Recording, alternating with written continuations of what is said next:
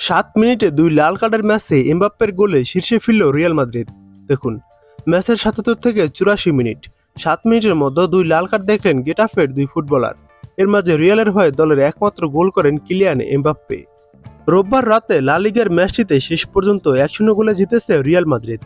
এই জয়ে পয়েন্ট টেবিলের শীর্ষস্থান ফিরে পেল জাবি আলোনসোর দল।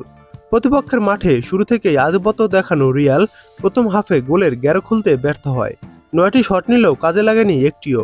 ম্যাচের চিত্র বদলে যায় খেলার দ্বিতীয়ার্ধে।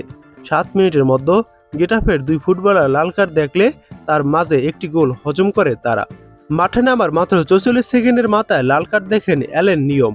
মাঝমাঠে ভিনিসিয়াস জুনিয়রকে কোণে দিয়ে ধাক্কা দেয়, সরাসরি লাল কার্ড দেখেন তিনি।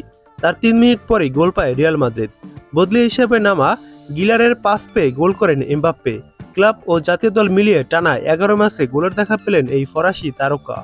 ৮৪তম মিনিটে গেটাফের দ্বিতীয় ফুটবলার লাল কার্ড দেখেন। অ্যালেক্স সানক্রিস ফাউল করে ভিনিসিয়াসকে।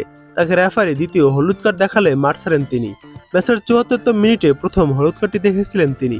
2 খেলোয়াড় কমতি থাকায় শেষ পর্যন্ত আর পেরে ওঠেনি গেটাফ। হার নিয়ে মাঠ ছেড়েছে তারা। লা লিগায় এখন পর্যন্ত পয়েন্ট তালিকায় ১ নম্বরে রয়েছে রিয়াল মাদ্রিদ। রিয়াল ৯টি ম্যাচ খেলে ৮টি ম্যাচে জয় পেয়েছে, 1টি ম্যাচ হেরেছে।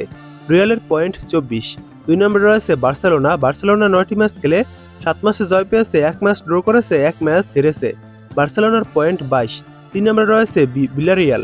তারা ৯ ম্যাচ খেলে ৫ ম্যাচে জয় পেয়েছে, ২ ম্যাচ ড্র করেছে এবং ২ ম্যাচ হেরেছে। ভিলারিয়ালের পয়েন্ট ১৭। ৪ নম্বরে রয়েছে অ্যাটলেটিকো মাদ্রিদ।